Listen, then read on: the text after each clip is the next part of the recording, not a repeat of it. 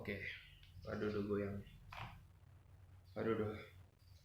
Oke, Om Swastiastu. Om Swastiastu lagi. Pagi guys. Nah, jadi gini, kemarin tugasku udah selesai, tapi secara nggak langsung pas gua edit error videonya guys dan hilang. Jadi mau nggak mau harus buat lagi. Aduh. Oke deh, gua jelasin lagi nih ya. Apa sih itu konflik sosial, integrasi sosial, sama yang bab kedua nih, lembaga sosial nih tugas gua nih. Kemarin udah jadi error ya, ulang lagi. Aduh. Baik, konflik artinya percekcokan, perselisihan, atau duel. Dalam bahasa Latinnya configure, artinya saling memukul. Bahasa Latin tuh configure, saling memukul. Jadi apa yang menyebabkan konflik terjadi itu apa? Tentu pasti ada faktor-faktornya. Kenapa konflik itu bisa terjadi di masyarakat ataupun di kehidupan sehari-hari?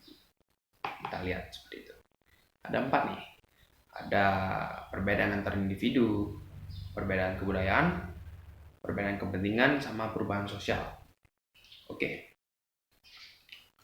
Nah, itu dia tadi. Terus ini. Terus tadi kan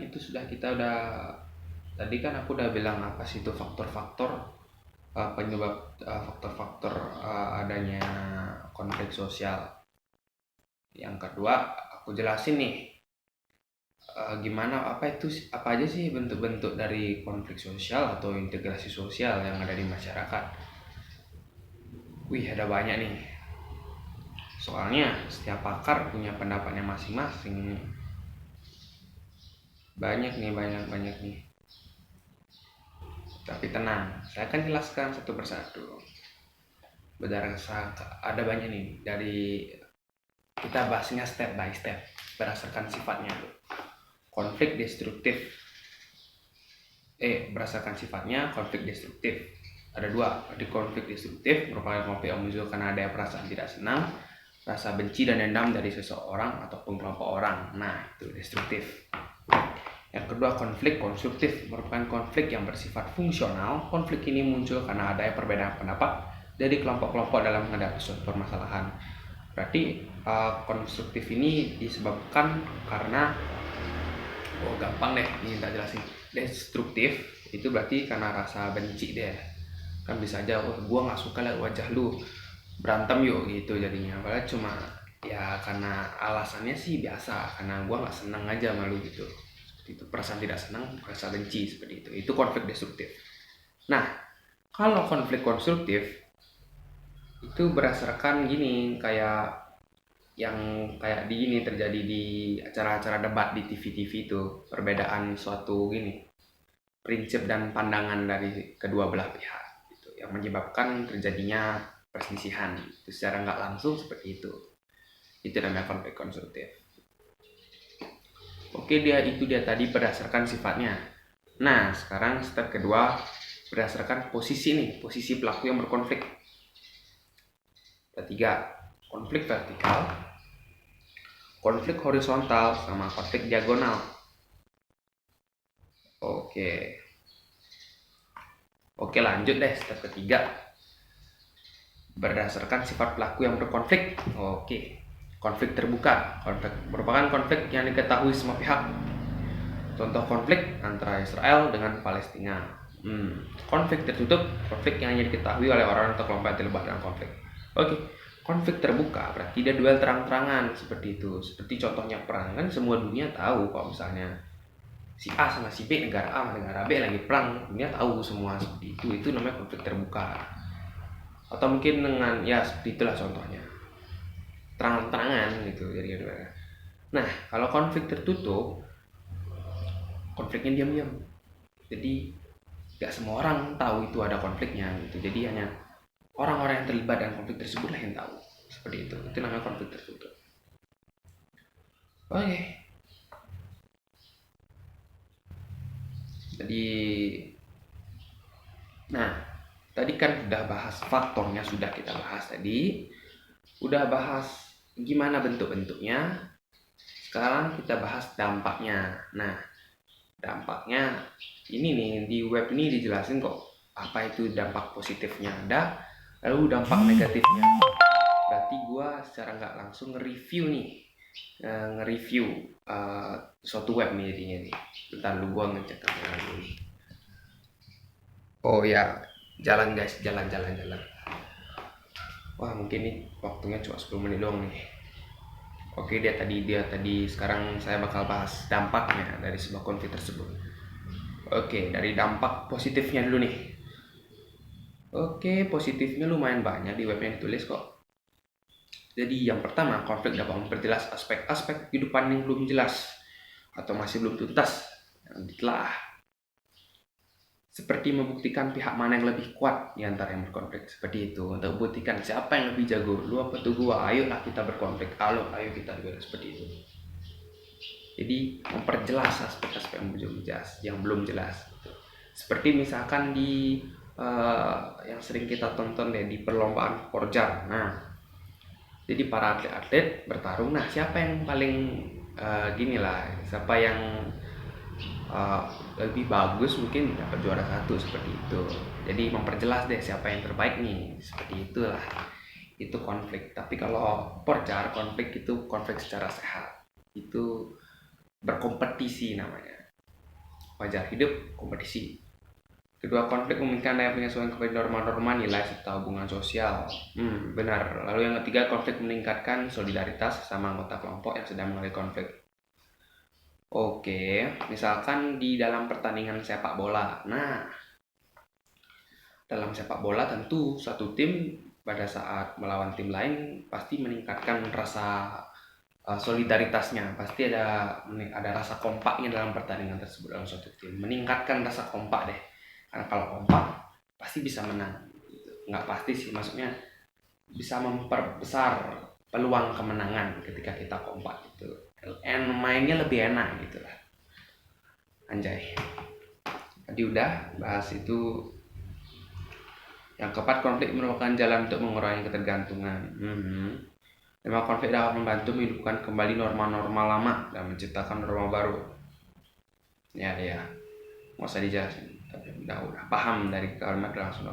Konflik dapat berfungsi sebagai sarana untuk mencapai keseimbangan antara kekuatan-kekuatan yang ada di dalam masyarakat.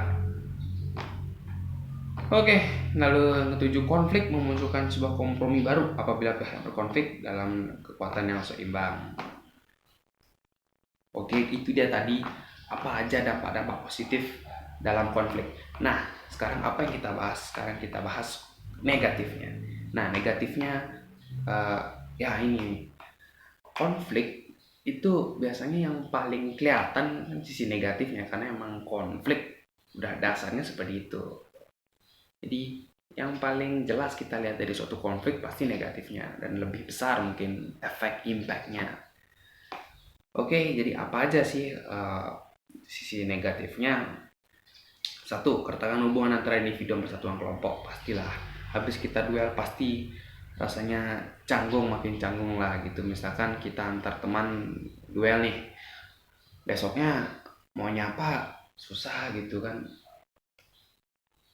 Aduh, kemarin duel nih gak enak nih. Aduh, ya, jadi canggung gitu guys. Jadi udah tidak semanis dulu lagi hubungannya, seperti itu.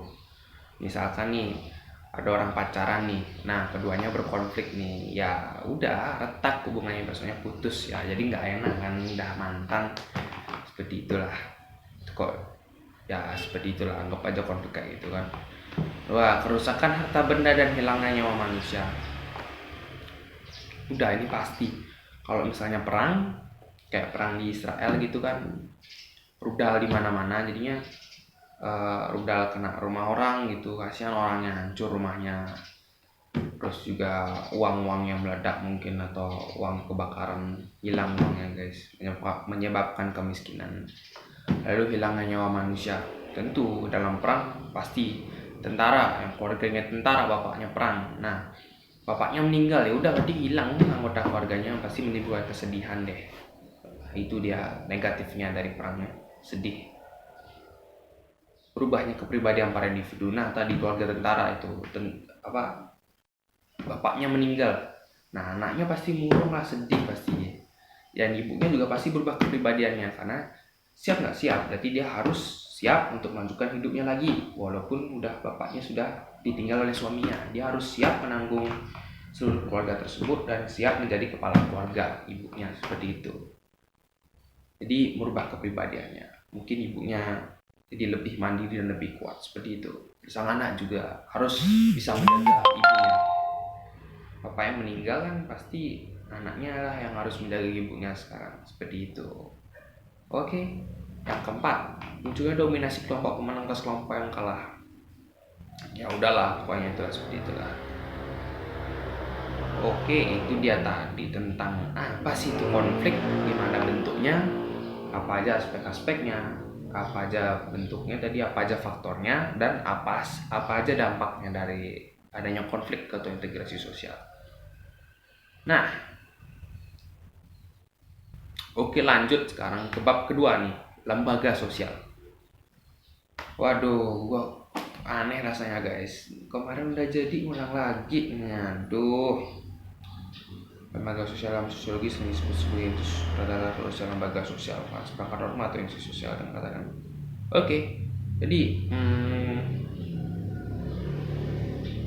waduh, ini web gua kemarin ya. Oh iya benar-benar. Gua nih. Jadi, apa sih itu lembaga sosial? Wah, ini guys. Jadi ini ada banyak pakar-pakar gitu. Mereka punya pengertiannya masing-masing gitu. Waduh.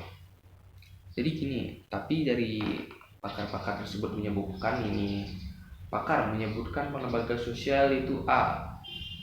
Lalu yang satunya menyebabkan itu B. Nah, tapi sudah dijadikan satu nih itu. Jadi definisikan satu sama webnya nih. Lembaga sosial adalah sistem tata cara sistem hubungan sosial atau cita-cita yang berperan mengatur. Oke, mengatur tersebut tujuannya sebagaimana yang telah disampaikan untuk memenuhi kebutuhan sosial masyarakat, seperti itu. Jadi lembaga itu didirikan memiliki tujuan dan memiliki cita-cita untuk mengatur, yang berperan mengatur, seperti itu. Ya emang rata-rata lembaga tugasnya mengatur sih. Oke, contoh jenis-jenis lembaga sosial. Yang pertama nih, lembaga keluarga. Oke. Lembaga keluarga, ya lembaga dalam keluarga berarti anggotanya siapa? Bapak, ibu, anak. Bapak, ibu, anak, udah simpel aja. Keluarga, saudara, kakek nenek mungkin seperti itu. Tapi intinya 3. Bapak, ibu, anak. Oke, itu dia. Tadi yang itu lembaga keluarga. Tujuan dari lembaga tersebut ya untuk hidup di bumi dan mencari makan, fix. Yang kedua, lembaga ekonomi.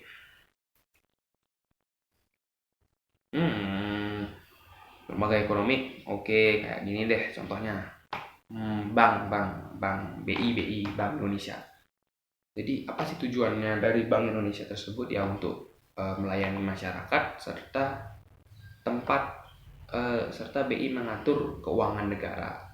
Maksudnya lembaga yang mengatur tentang percetakan uang. Jadi yang mencetakkan BI gitu ya.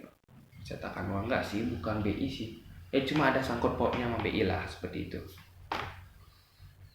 Ya dari bank-bank yang ada di Indonesia, dia satu bank yang mungkin yang paling kuat lah, Bank Indonesia lah.